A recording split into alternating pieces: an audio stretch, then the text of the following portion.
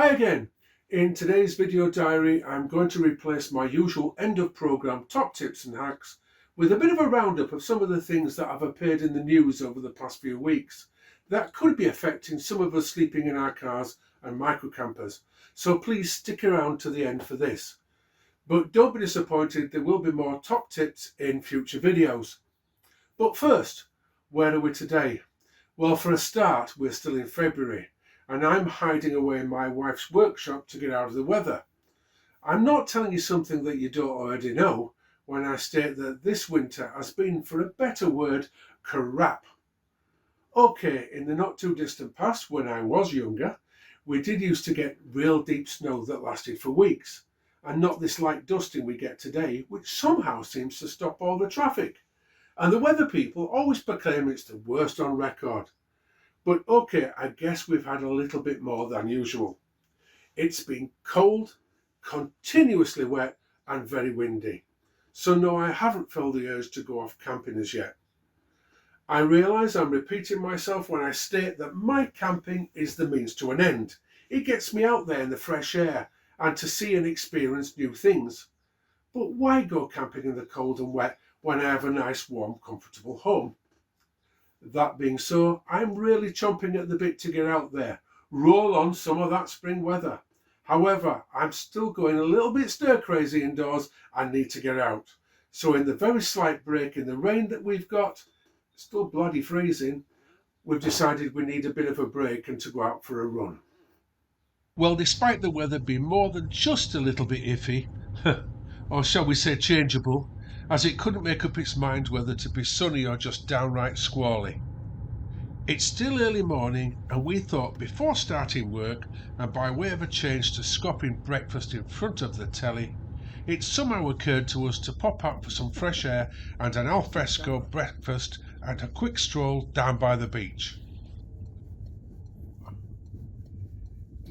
Don't worry, we were all well togged up for the weather. Although it was cold and dry, we were well prepared in case it did turn wet. We got in the car and nipped off just a few miles down the road to the beach in Llandanog. If you're looking it up on a map, it's just south of Harlech on the A496 and close to the village of Llanfair. Turning off in the obvious direction of the sea, a quiet winding road takes you down to a small car park.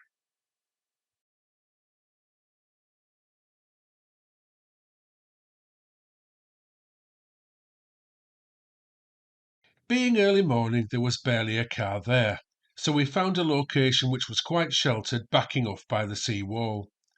The beauty of having a micro camper is that it's quite easy and just on a whim to drive out for a cookout. Though I've got to admit, winter breakfasts are a bit of a rarity even for us. In summer, we regard it as a bit of an evening treat, finding a quiet spot, parking up and having a cookout, especially if we are enjoying a really good view. Not that the views here were too bad. Okay, on a dull day like today, the car park doesn't seem too sparkling, but it served our purpose. It can't be overemphasized how great it is to have our onboard stove, and our little cassette in the back still allows us to keep everything in a sort of regular car mode. We've never really found these chair back trays to be much use, other than to stand a cup or a sandwich. It's always better to bring your own trays. Though I did say at the start there would be no top tips in this week's vlog, decanting your dirty dishes and plates into a bag is a good idea when you can do the washing up at home. Replenished by our breakfast, we decided to go for a wander. It's not really a secret and not really hidden, but within the dunes and held back by the car park wall is a structure many people heading towards the beach miss completely, which is such a shame because it's an absolute gem. It really is that close.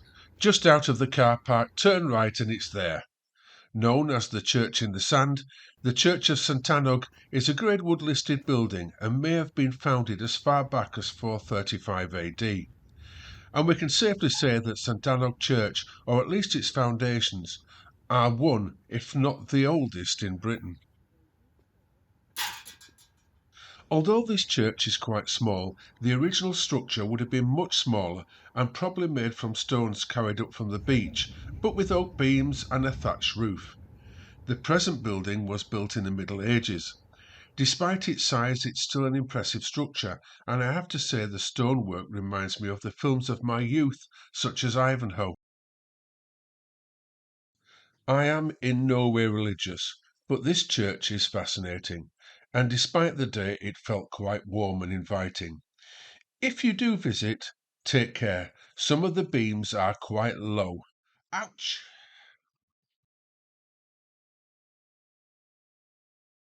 Whatever, it's worth a good look around, and it's always open.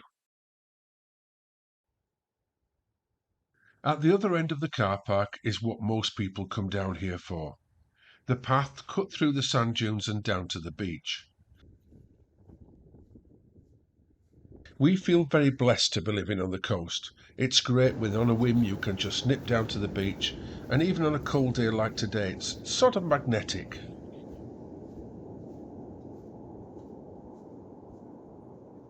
For the most part, the beach is sandy, but in parts it's festooned with pebbles, stones, and even some large rocks, which can make the view more interesting when, like now, the tide is on the way in.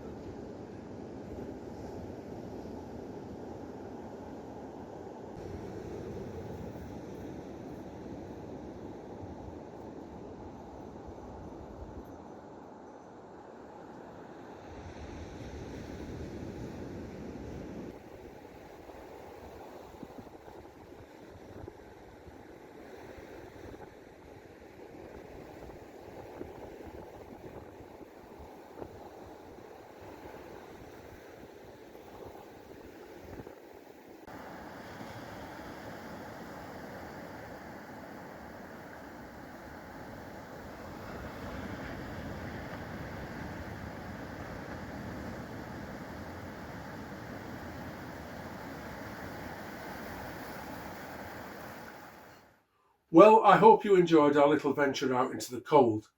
Okay, it wasn't a camping trip, but I wanted to remind everybody that having all the camping gear on board can open up your options for getting out. Our little sliding cassette is so handy even in car mode. We used it a lot as part of our permitted exercise during lockdown. We had picnics. Okay, moving on. This is from a suggestion from a viewer. I'm going to use this part of the video to chat about a few things that's been in the news recently that could affect us in the micro camper or car camping fraternity. This is probably going to be a one-off, so let me know what you think about it in the comments. I hope to be back to the top tips in the next video, but I need somewhere dry to film them, and my little shed just hasn't arrived as yet. So, kicking it off, first is something that for many people has been creeping in under the radar. It's the tourism tax. Tourists in England, and yes, that will include us campers, may be joining Wales and Scotland in introducing a tourism tax. The government is devolving this out to local authorities who may both implement and manage the scheme. Now, I'm saying may because this may not be yet set in stone, but in Wales and Scotland it will probably be introduced in 2027. Now, personally, I think the whole idea is ridiculous, as the expected charge for campers is to be around 75p per camper per night. Okay, this doesn't sound like much, but do expect it to rise steadily once the councils get used to receiving it. Another point is the management of the charge will ultimately be placed in the hands of some council department or other, who will cost the collection and processing of all these little sums of money. And once their costs have been taken out, well, I doubt the actual income in the council budget sheets will in any way meet the expectations of the local councillors. So it will have to rise to try and cover that. Plus the councils like their budgets to rise every year. I imagine it'll be a real pain for some of the smaller campsites to manage. Just think of all the small campsites that you visit where in the past you just handed the farmer some cash and found a spot to camp. Let me know your thoughts in the comments, please. I'd really be interested. Something you might not have heard about yet, unless you're an affected van dweller, yet might filter out to the rest of us in some way, is that Bristol Council is intending to charge people who live on their sites a community charge. I can see where they're coming from, as it helps them cover the management costs, removing the litter and things. However, a lot of these people are living in the vans because they either can't afford or get council housing, so it could be viewed as taxing the homeless. Now, it may affect us campers, as if these people suddenly decide to, okay, we'll move out, and then park up in lay-bys and car parks. Now, in summer, I mainly use campsites, but in winter, many of these close. At the moment, many places like supermarkets allow people like us to park up for the night when on our travels, but will they continue to do so if they have been filled up with these poor van lifers? And finally, okay, I sound a bit like the two Ronnies. And finally, campaigners in Scotland are calling for restrictions governing vehicle camping outside campsites. The scenery up in the Highlands is truly breathtaking. However, if you've ever had to squeeze past a caravan or mobile home on one of those Scottish roads with those little passing places, you'll appreciate some of the problem. In some areas, the numbers of wild campers filling lay-bys and car parks have regularly outstripped the local population. However, to be honest, much of the problem stems from the way people have just dumped their rubbish. At times dumped chemical waste and even human excrement. Hence they are now starting to use the phrase up in Scotland, dirty tourism. Well, that's it for another week. I use the word week, but I actually post new videos every 2 weeks at 6 p.m. on a Friday evening. So if you find my videos even mildly entertaining, do consider subscribing to the channel. It's very much appreciated. Please, if you'd like, give me a like, ring that little bell to be alerted of when the next instalment is live, and feel free to comment on YouTube, or there is the Facebook group. Your comments and suggestions are really useful. So once again, thank you all so very much for watching. See you again soon, and bye for now. Bye.